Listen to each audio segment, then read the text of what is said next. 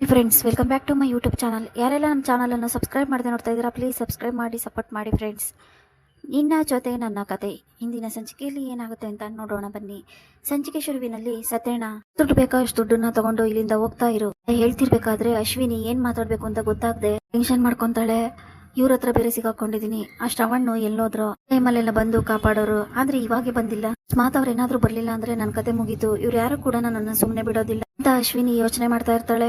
ಏನ್ ಯೋಚನೆ ಮಾಡ್ತಾ ಇದೀಯಾ? ಇಬ್ಬರನ್ನ ಮದ್ವೆ ಆಗ್ಬೇಕು ಅನ್ನೋ ಉದ್ದೇಶ ಇಟ್ಕೊಂಡೆ ಮನೆಗೆ ಪ್ಲಾನ್ ಮಾಡ್ಕೊಂಡ್ ಬಂದಿದ್ಯಾ ನೀನು? ಬಾಯ್ಬಿಟ್ಟು ಮಾತಾಡು. ಈಗ ನೋಡಿದ್ರೆ ಏನು ಗೊತ್ತಿಲ್ದಿರೋ ತರ ಸುಮ್ನೆ ನಿಂತಿದ್ಯಲ್ಲ. ಕೋಪ ಮಾಡ್ಕೊಂಡು ಭೂಮಿ ಬೈತಾ ಇರ್ತಾಳೆ. ಭೂಮಿ ಬೈದಿದ ತಕ್ಷಣನೇ ಅದು ಭೂಮಿ ಹತ್ರ ಹೇಳ್ತಾ ಇರ್ತಾಳೆ, ಅದು ಇಲ್ಲ ಇದು ಇಲ್ಲ, ಬಾಯ್ಬಿಟ್ಟು ಮಾತಾಡ್ ಹೇಳ್ತಾ ಇರೋದು ಅಂತ ಅಜಿತ್ ಕೂಗಾಡ್ತಾ ಇರ್ತಾನೆ.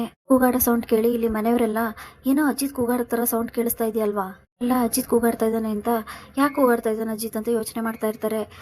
ಅಷ್ಟರಲ್ಲಿ ಅಂಜನಾ ಹೋಗಿ, ದೊಡ್ಡಪ್ಪ ನೀವ್ ಇಲ್ಲಿದ್ದೀರಾ, ಅಲ್ಲಿ ಮನಸ್ವಿನಿ ದೊಡ್ಡಪ್ಪ ಅಂತ ಅಂಜು ಹೇಳಿದಾಗ, ಮನಸ್ವಿನಿಗೆ ಏನಾಯ್ತಮ್ಮ, ನನ್ ಮಗಳಿಗೆ ಏನಾಯ್ತು?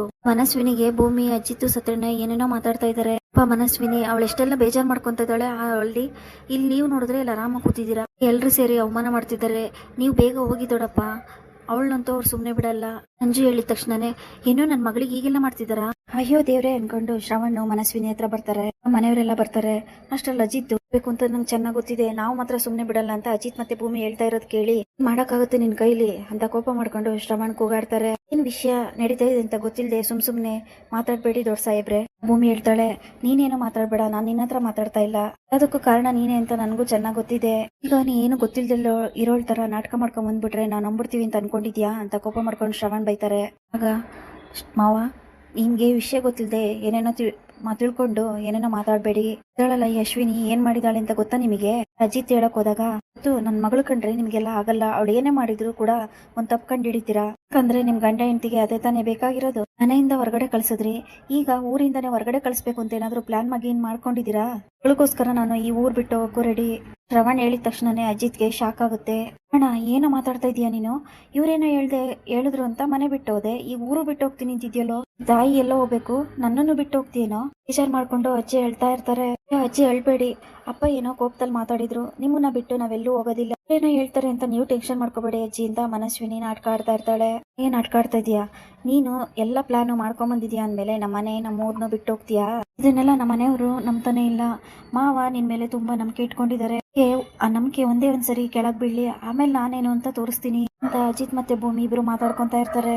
ಏನು ತೋರ್ಸೋದು ಬೇಡ, ನಾವು ನಿನ್ನ ಎದುರುಗಡೆ ಬಂದು ಈ ತರ ನಿಂತ್ಕೊಳ್ಳೋದು ಬೇಡ, ಇದೇ ಕಾರಣಕ್ಕೆ ನಾನು ಪೂಜೆಗೆ ಬರಲ್ಲ ಅಂತ ಹೇಳಿದ್ರೆ ನೀನೇ ನನ್ ಮಾತು ನಂಬ್ಲಿಲ್ಲ, ಇಲ್ಲೇನಾದ್ರೂ ಒಂದ್ ಎಡವಟ್ ಮಾಡ್ತಾರೆ ಇವ್ರು ಅಂತ, ಅದಕ್ಕೆ ಪೂಜೆಗೆ ಹೋಗೋದ್ ಬೇಡ ಅಂತ ಎಷ್ಟು ಹೇಳಿದ್ರು, ಅಜ್ಜಿಗೋಸ್ಕರ ಹೋಗೋಣ, ಮನೆಯವ್ರಿಗೋಸ್ಕರ ಹೋಗೋಣ ಅಂತ ಎಲ್ಲ ಹೇಳಿ ಕರ್ಕೊಂಬಂದಲ್ಲಮ್ಮ. ನೋಡ್ದ ಇವಾಗ ಎಷ್ಟೆಲ್ಲ ಅವಮಾನ ಆಗ್ತಾ ಇದೆ ಅಂತ ನೋಡ್ಕೊಂಡು ನಾನು ಸುಮ್ನೆ ಇರ್ಬೇಕಾ? ಇನ್ಯಾವ ಫಂಕ್ಷನ್ ಕೂಡ ನಾವು ಬರೋದಿಲ್ಲ ಹೇಳಿ ಶ್ರವಣ್ ಮನಸ್ವಿನಿನ ಕರ್ಕೊಂಡು ಹೋಗ್ತಾ ಇರ್ತಾನೆ. ಅಷ್ಟ್ರಲ್ಲಿ ನಿಮಿಷ ಸುಮ್ನೆ ಇರಿ, ಅವ್ರೇನೋ ಮಾತಾಡ್ತಾರೆ ಅಂತ ನನಗೇನೋ ಸ್ವಲ್ಪನೂ ಬೇಜಾರಿಲ್ಲ, ಅಂದಿರೋದು ನಮ್ಮ ಅಜ್ಜಿ ನಮ್ಮ ಅತ್ತೆ ಮನೆಯವ್ರಿಗೋಸ್ಕರ, ಇಬ್ರೇನೋ ಮಾತಾಡ್ತಾರೆ ಅಂತ ನಾನು ಅವ್ರ ಮಾತಿಗೆಲ್ಲ ತಲೆ ಕೆಡ್ಸ್ಕೊಳ್ಳೋದಿಲ್ಲ, ಅದ್ರ ಬಗ್ಗೆ ಯೋಚನೆ ಮಾಡ್ಬೇಡಿ.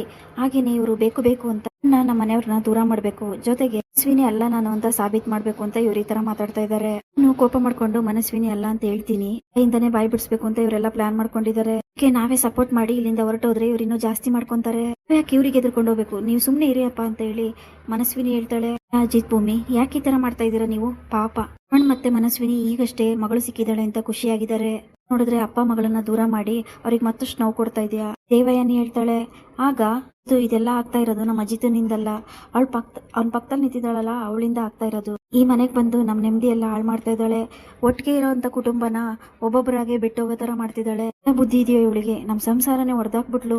ಕೋಪ ಮಾಡ್ಕೊಂಡು ಅಜ್ಜಿ ಬೈತಾ ಇರ್ತಾರೆ. ಅಜ್ಜಿ ನೀವು ಬಾಯಿ ಬಂದಂಗೆಲ್ಲ ಮಾತಾಡ್ಬೇಡಿ ಅಂತ ಹೇಳಿ ಅಜ್ಜಿತು ಭೂಮಿ ಪರ ನಿಂತ್ಕೊಂತಾನೆ. ಇಲ್ಲಿ ಮಾತಾಡೋದ್ ಬೇಡ, ನಮ್ಮ ಮನೆ ಗೌರವ ಎಲ್ಲ ಹಾಳಾಗುತ್ತೆ, ದೇವ್ರ ಮನೆ ಅಂದ್ರೆ ಅದಕ್ಕೆ ಒಂದ್ ಸಂಪ್ರದಾಯ ಇದೆ, ಇಲ್ಲ ಈಗ ಮಾತಾಡಿದ್ರೆ ಹೇಗೆ, ಮನೆಗೆ ಹೋಗೋಣ ಬನ್ನಿ ಅಂತ ಸಂಗೀತ ಹೇಳ್ತಾರೆ. ಎಲ್ಲ ಮನೆಗೆ ಬಂದ್ಮೇಲೆ ಮನೆಯಲ್ಲೂ ಕೂಡ ಅಜಿತ್ ಮತ್ತೆ ಭೂಮಿಗೆ ಅಜ್ಜಿ ಬೈತಾನೆ ಇರ್ತಾರೆ.